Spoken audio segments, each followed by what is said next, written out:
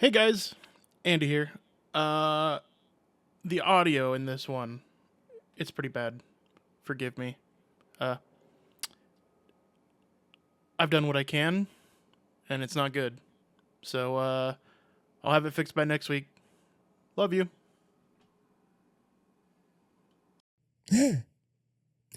VRising is sucking some more of our blood as Invaders of Oakville goes live. Nexon is working on the next Starcraft game.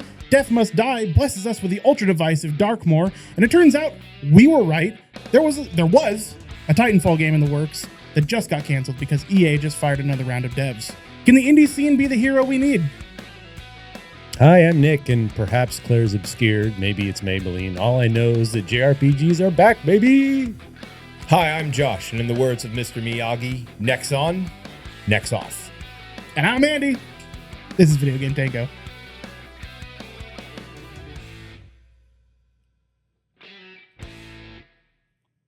I don't know why I'm squeezing this thing so hard. I'm trying to do the face you made Trying to me get keep last week. Yeah. Oh, yeah, that's a good face. Well, hey, it's a video game podcast. Surprise, surprise. Welcome. I'm back from Neptune. Yes. Wizard's Duel. It was a wizard's duel. Very cold. Did you say wizard stool? Wizard's Duel. No, Duel. There's a stool out there on Neptune. It orbits. No, I'm ready to talk about video games. Yeah, we'll talk about video games. Video games. Turns out they exist. One of them in particular just had an update. Surprise, surprise. VRising is a game about you being a very cool vampire. Turns out that Dracula was being a little bitch and started a war, and you had to go into hiding. And then 1,000 years pass, and you wake back up, and you're ready to throw down. That is the basic premise of VRising. It is It's the 1980s. It's a tough time to be a vampire. It is, yeah. Economy's in the shitter. The game's been out a while in early access. It went into 1.0 sometime last year. 11 months ago. 11 months. Yeah. And I have played through from start to finish, I think 2 or 3 times now during every major update. Hot darn. One of those games that I absolutely love. And this newest update, 1.1, has just made it that much better. 1.1 is labeled the Invaders of Oakville, and it is a free update to the game, which notably included a massive overhaul of the underlying mechanics of combat and attributes and power level and stuff to effectively make the game much more in line with games that allow you to have like builds. Previously, you had different weapons, and each weapon has a few unique abilities, and you had different spells, and they each have a few unique abilities.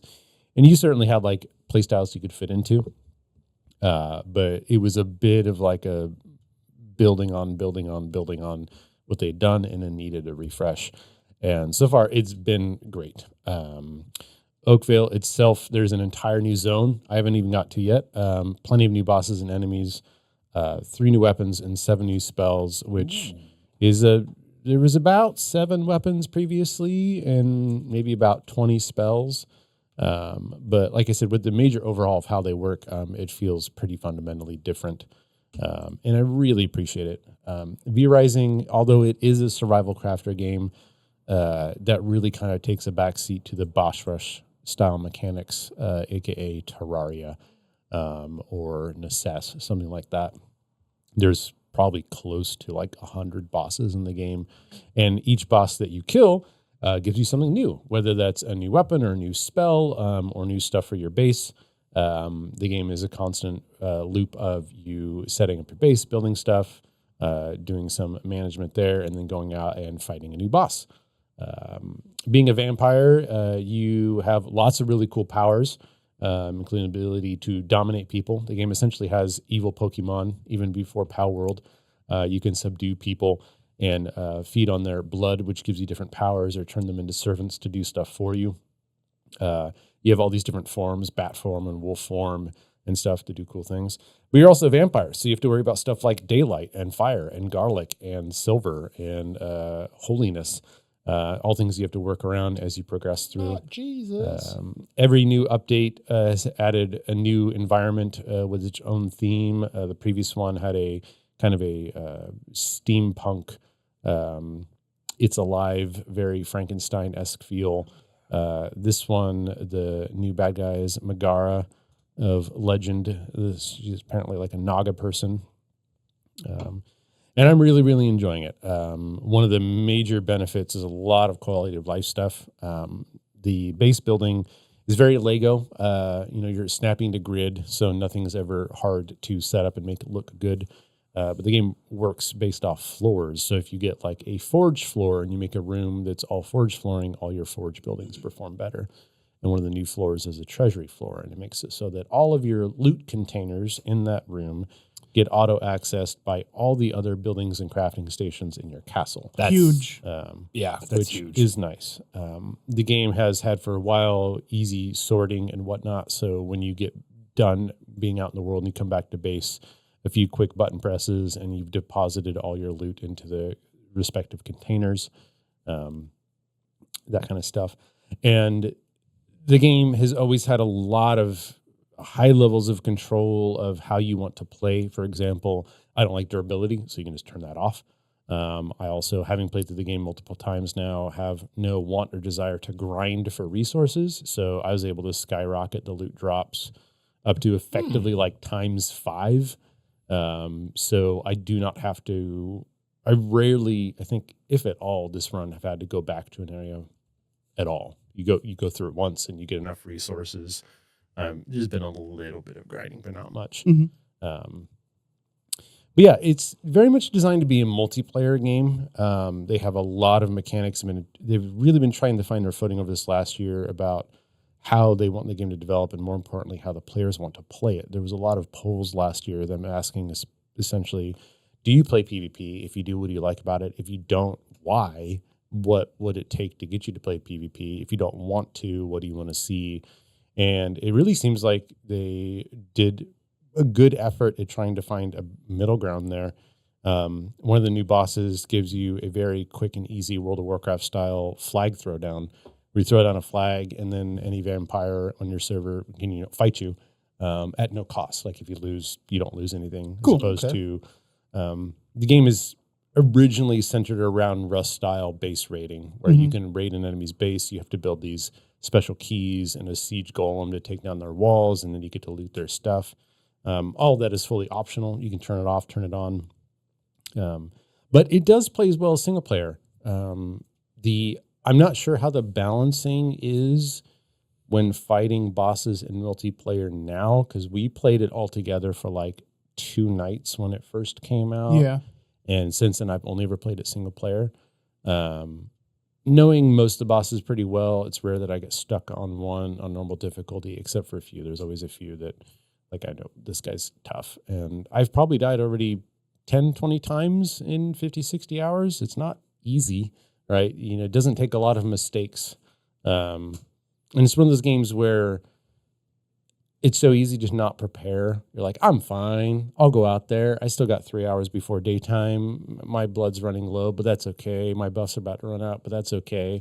And you kind of overestimate your capacity, and then it bites you in the ass, right? You underestimate my powers. Yeah. But no, it's great. I love the game. It's a lot of fun.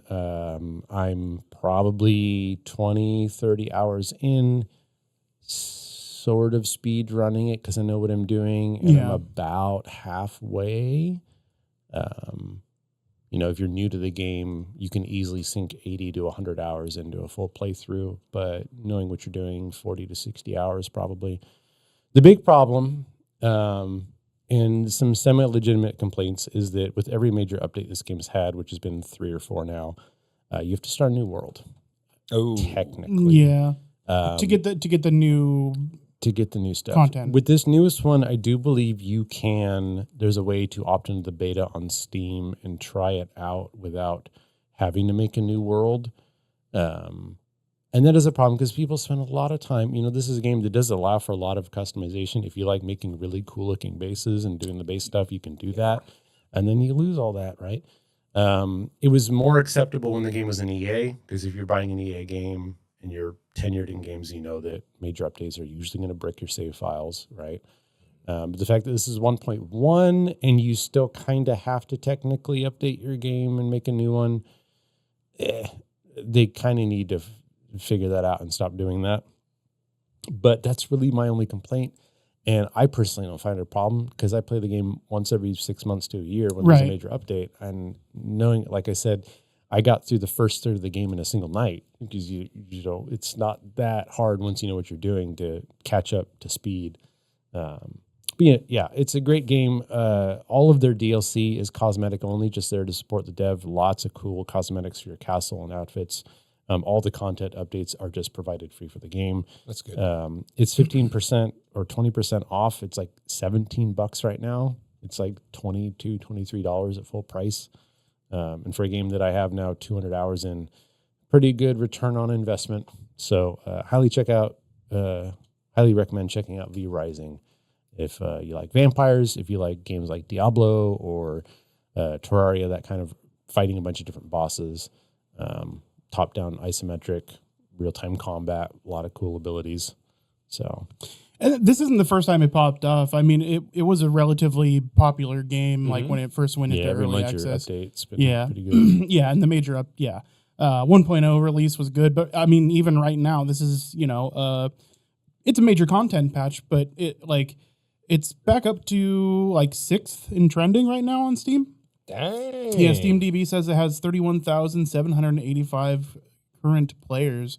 Yeah, it's 6th in trending. So it's popping off. Well, it's cool that they did a poll to take into account what the player base wanted. That's really awesome to see from developers. Yeah, and it also can be scary because a lot of the times the players don't necessarily know what they want. Things. Yeah. Like you think something's a really good idea, and then when implemented, it turns out it's not. And that can come from obviously the devs themselves. But when you have player input, especially when they don't understand sometimes the background mechanics of why something is the way it is, and instituting changes can be sometimes dangerous. I mean, I'm speaking from like a World of Warcraft experience. The moment everybody got what they wanted, it's not what anybody wanted. Yeah. So, yeah, no, that is awesome. You should always listen to your community. Well, speaking of Activision Blizzard and World of Warcraft, hey, they're only known for a few franchises. Are we always speaking of them? Mostly. No, I said coming from a World of Warcraft player's I perspective. literally didn't hear that. Yeah. He had a nice little segue. I segued. Apologies. I segued fucking hard, son. We're going to talk StarCraft for a second. It looks like now... To preface, StarCraft. For a little while now, it's been known that Activision Blizzard has been looking for somebody to start developing a StarCraft game. Probably not the RTS, as most are assuming, but more likely just a game to take place in its universe or a use of the IP. Yeah. Well, yeah, if it actually comes out, that would be a first, because there's been lots of attempts to make a game within the StarCraft universe. Still waiting on Ghost. I mean, maybe this is when Ghost comes out. It could be. But yeah, I mean, since Heart of the Swarm came out, it's been quiet on all fronts, StarCraft. So to see that they're like looking at maybe just like refreshing the IP in some fashion is neat. There was a bidding war that went on last quarter of last year, 2024, which different companies came to Blizzard with various proposals on what each would do with the StarCraft IP upon earning the rights to play around with it. Apparently, it's been confirmed that it's not like locked in as an RTS, so it sounds like it may be on the table, but it sounds like... Probably not. I imagine Blizzard wants to do the RTS version of StarCraft if they're ever going to do another one. But Nexon has been chosen. It makes sense. Nexon has already been partners with Activision Blizzard in putting out Diablo and Warcraft and Overwatch in China. So it does make sense. And, we talked about them a couple years ago when Bobby Kotick decided to dissolve partnership with Nexon, and they burned all of the World of Warcraft memorabilia that they had out on their lawn. And I guess things have been repaired since, but it looks like Nexon is going to be working on a StarCraft project, which is, it's interesting because, they've made some stinkers, but also MapleStory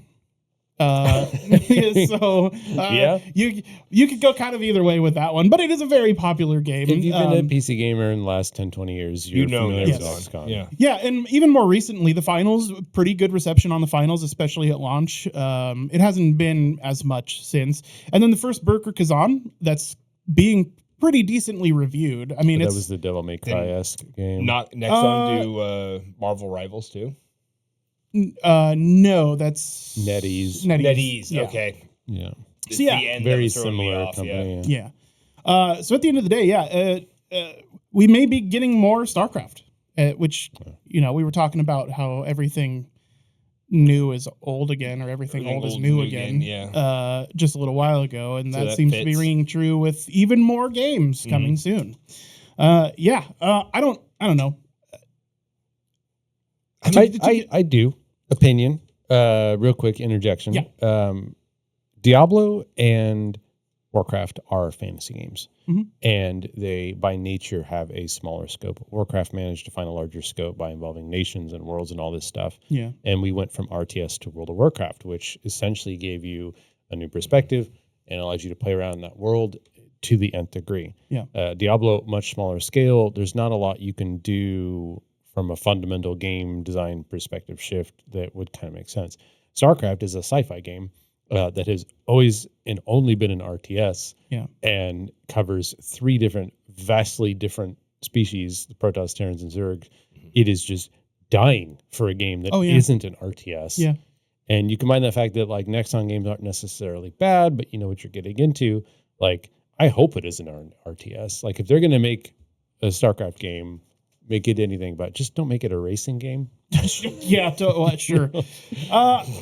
It's just in a world where we just got Space Marine 2, which was a blast and for popped the fuck sure, off. 100%. Yeah. But I feel like if they were to do a shooter, especially from the Terran position, it would how is it not going to just be Space you Marine need 2? To be all 3. You need to be able to Planetside or Battlefield. If you're going to make a shooter, like you pick Terran, Zerg, or Protoss, and you have a third person or first person, like large scale battle game. Right? Yeah, no, that I do like that idea, because when I think first person shooter, I do think like more single player, expand the story. But if you were to do a Planetside-esque game, that would be kind of cool. Starcraft will be perfect for it. Yeah, no, you're right. Yeah. I mean, with the 3 factions, the way they work so differently mechanically from each other, that could actually be really compelling.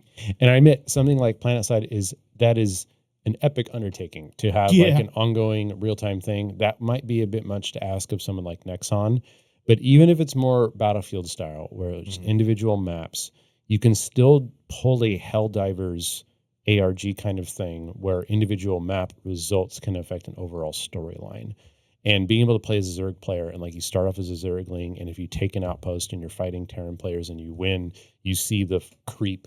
Like it comes in and starts building buildings, and then you can hop into an evolution chamber and become a Hydralisk and keep playing.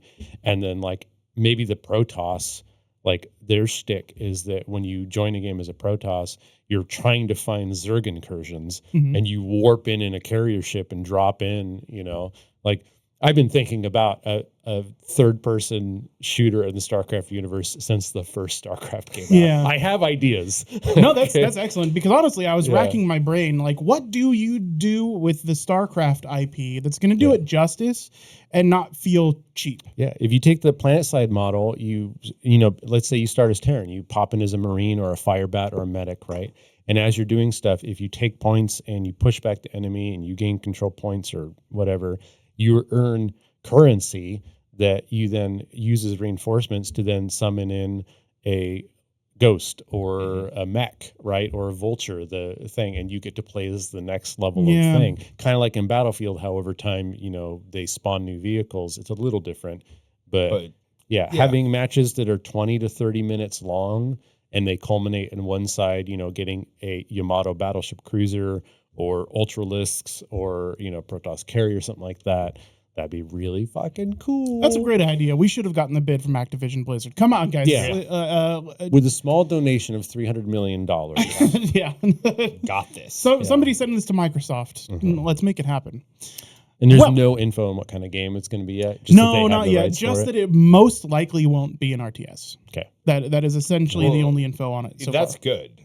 I mean, I feel like that is good. I mean, I think They're people not going to make a better RTS than Blizzard. No. that's well, and I don't know that they're going to be able to make a better RTS than StarCraft 2. Like, yeah, I mean, StarCraft 2 was as good as the original StarCraft. It is arguably better. arguably better, but it was still relatively iterative. RTSs are having a little bit of a heyday. There was They are, that Command and Conquer a renaissance. spiritual successor that just came out. Yeah, something Rising. Yeah, and I saw some of that. There was the one we got the beta test for that was like no fluff, all gameplay. Yeah. So yeah. Oh no, I don't. it's the coming genre has been on life support, but it's never died. Yeah. And it comes back every once in a while. So we'll see. I mean, if you were going to try and revitalize the RTS genre, StarCraft would be how you do it. Do a hybrid thing. Do it like, what was it? Not Tribes. What was that game we played where one person was the RTS player and the other one was the other players were like the characters. It's like Claw. There was like a Claw icon. I don't know. Whatever. I'm old. Conquer? No. Same Anyways, era. it's not going to come to me right now. Yeah. It does randomly sometimes. Like I'll just be like in the middle of doing something mundane and I'm like, oh, that game, Savage. Yep. Yes. Yeah. Savage was a great concept, poorly implemented, but God, it was still fun. Make another Savage.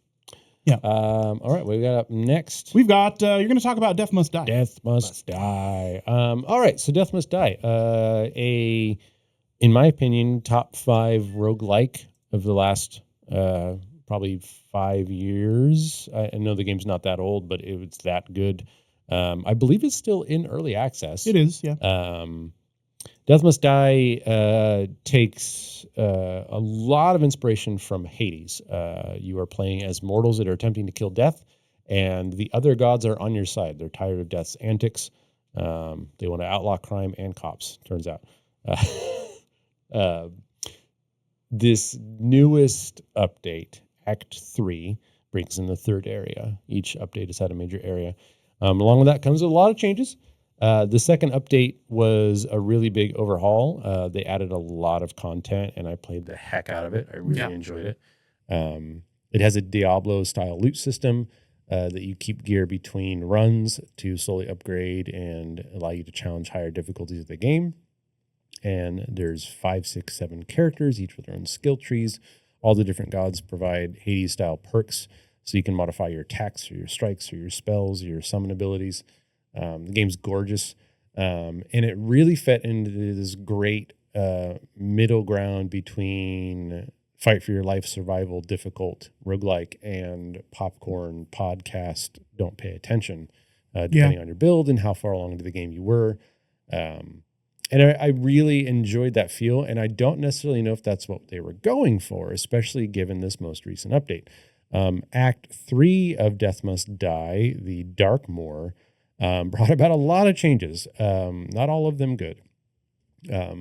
Most notably, like I said, a new area, new bosses, a new god. There's a Poseidon-esque god now, a new character, a savage druid that can shift forms and whatnot. It's a lot of new content. There's a lot of new gear, uniques that can completely modify how you play. And I do like that. What I don't like is they heavily nerfed a lot of the game's equipment and power and builds to the point where all of that effort you spent, if you played a lot, to feel powerful and be able to play that game is kind of like a popcorn game, right out the window. Yeah. And it shows. If you look at the reviews, they're currently mixed. And like most games in situations of this nature, there's a lot of people saying, update's great, I loved it. Managed to struggle through Act 3, and I'm exploring the end game. It's a lot of fun. And other people saying it's a big step in the wrong direction. So I think it's really splitting the crowd between the people that are willing to play the game as it now demands you to, and those that want to play it as they did. Yeah. And what it feels like, in my opinion, they're demanding of you is they want you to try to have builds that break the game, which isn't unheard of and not uncommon in roguelikes. You want to find combos that get you past the expected power curve so you can get ahead of the ramping difficulty of a match and, snowball out of proportion. But it's a lot more difficult in this act than it was in the previous ones. Yes. Don't get me, Act 2 was difficult at the start. For sure. But a lot of those difficulties were solved by practice. Learning the enemy's attack patterns and whatnot is one thing. But this new act, the map is full of trees. It is difficult to see, let alone maneuver around. A lot of the enemies have attack patterns or things that are very, very fast or seemingly at least frustrating, if not unfair. And a lot of the old tactics don't work. And until you can effectively beat a run and start getting in-game gear to break open that barrier and try new stuff out, it feels like the game wants me to play a very specific way until I can kind of cheat my way into success. Because it does feel like cheating when you find a build that just breaks the game, So personal opinion, I got frustrated with it. I put it down for a while. I will come back to it later. But you said you've been enjoying it, and you managed to beat the third act?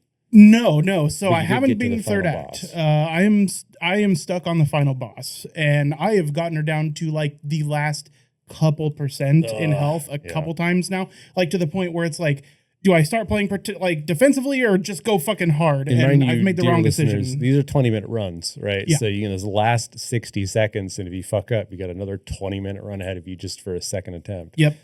Yeah. So you're right in a lot of ways, and there's been a lot of feedback that echoes yours for sure. Yeah. I have some of the same feedback.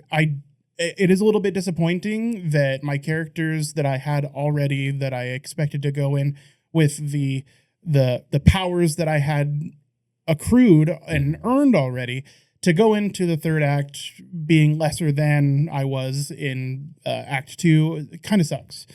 They did a lot of rebalancing when it comes to stats on the gear. And this is essentially a gear focused heavily your gear game. Is the majority of your power. Yeah. It's like MMO level of gear matters. It can completely change the way your character plays. Like a single ability on a single piece of armor could change the way you want make to a whole build around it. 100%. And there's on top of, being able to get abilities and stats in gear, there's also an entire talent system. There's also essentially an RNG system with the way that you are given gifts by your gods every time that you level. So you can kind of spec out expecting to, get certain gifts from gods, and then maybe it doesn't happen, or it does, and it's hugely successful, right? And so far, nothing that I've done has felt hugely successful. But I do also kind of appreciate that with Darkmoor, in that I have found ways around some of the enemies, and I am having to spend a lot more focus and attention on the game than previously, in that I have to be watching attack patterns again. And I really haven't had that since I started the game. Like the game is difficult initially. It takes a while before you can start getting pushing into the end boss portion of the first act. It takes some time. It takes some effort, and it takes multiple attempts. And with every character, right, as you want to level them, you're going to continue to run those to unlock new talents for characters. It gives you reason to essentially grind them. But each run feels decently unique, in that the RNG of your blessings is going to be different. And you're seeking different things for different classes. So I still like the base core mechanics, but I am also appreciating that kind of going back to tier 1, where I was really having to watch out for ground effects, where I was really having to pay attention to how an enemy does damage. Like, they have these new exploding guys that pop up and wreck your shit if you're not paying enough attention. But honestly, if you time your dash well, you can circumvent damage every time. And it feels like I have to be more skillful than I had to be previously. I can't just hold down left click and kind of wander aimlessly to next location. It takes just a little bit more thought than it did previously. And I do appreciate that about this. So I have similar complaints. I think they're just impacting my experience and enjoyment less. I'm still enjoying it quite a bit. Yeah. All right. Anywho, moving on. I don't have a clever segue for this one. Electronic Arts, EA, Bum, bum, bum. laying off hundreds. Somewhere between 300 and 400 jobs. A lot of those coming from I Respawn. would say like a solid 100 coming from Respawn specifically. And then between 200 and 300, how do you not know? Yeah, but that's all right. Anyway. I know how Josh feels about it. Yeah. We've talked extensively about layoffs. That's not actually the core of this story. No, it's not. No, what ended up being Unfortunately. the core of this story is they were working on a Titanfall game. They were, as it turns out. Now, as with Starcraft, it's not exactly what we expect from the Titanfall universe. It ended up being an extraction shooter. The project was named codenamed R7, and it's an extraction shooter set in the Titanfall universe. So all this talk about a new Titanfall game, and they were working on it all along. Yep. Yeah. But an extraction shooter is interesting because, I mean, we have Apex that's already in the Titanfall universe. We have two Titanfall games, two proper Titanfall games. Not only it feels a little bit late to be getting into the extraction shooter genre. Like, I mean, to be honest, you have Marathon coming out soon, and people are just not interested in that game. Like, it's out on Steam now. If you're in the early access, if you've been invited for early access, you can start playing it. People are playing it, and the reception isn't great. So whether it's a good game or a bad game aside, it just feels a little bit late to be getting into the extraction shooter genre. Feels like it's kind of come and go. It's like you bursting out on the scene with a battle royale now. The genre already has it's got its known entities. So kind of weird. I mean, I don't think that it was necessarily like out of pocket. And like, honestly, like we talked about outside earlier, it to me, the difference between an extraction shooter and a battle royale is so minimal. They'd have to be cannibalizing their own base there. Talked about that concern. Yeah. I mean, Apex is on a downswing though, and like it is. They're kind of hemorrhaging players lately. Marvel Rivals it seems to be kind of the nail in the coffin of Apex Legends. You still have the hardcore, but the hardcore is kind of the only thing keeping Apex Legends afloat. Patches aren't big anymore. Like, they may be big in content. Like, they've been doing a good job, like a solid job of giving you content with some regularity. But yeah, the hype has died down. It really has. There isn't a whole lot there.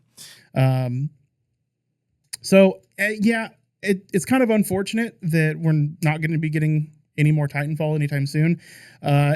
We do know that they are working on the next Star Wars project, so there should be the Jedi games. Yeah, one of the Jedi games is something that they're working on. That's essentially all Respawn has been whittled down to is Apex and the Jedi game. Yeah. So I mean, honestly, I really need to finish the second Jedi game. Because it has its updates. It was playing fine, but I just got so frustrated playing it the first time when it was really rough and it had crashes that it's been hard to come back to and not feel that same initial frustration, even though the game's fine now. So just, guys, don't, it's tough. It's tough. You want to buy it day one, but, Yeah, EA is just... EA, man, they are just not doing well. Like, the games they had in the pipeline, like Veilguard was supposed to be kind of the tentpole game this year. Yeah. And that failed. So it's not terribly surprising, especially what's happening in the economy. All politics aside, what's happening in the economy it's not good. Yeah. So it's, it makes sense that there's layoffs happening. It's really unfortunate. But we've been talking about this kind of ad nauseum. We don't need to circle the wagon again. Layoffs have been frequent and nonstop. I mean, let's be honest. They've been frequent before this. Yeah. I mean, again, politics aside, everybody knows what the stock market looks like. Yeah. And the layoffs were frequent and, I mean, like a butcher's cleaver. They just go through there and clean house. it's going to get worse. Layoffs are up from last year already before all of this started happening, and so it is only definitely going to get worse. Well, especially when you pump out Veilguard and it missed sales expectations by 50%. Yeah, it's pretty big number. Now, right now I have Steam DB up, and let's talk about some popular games right now.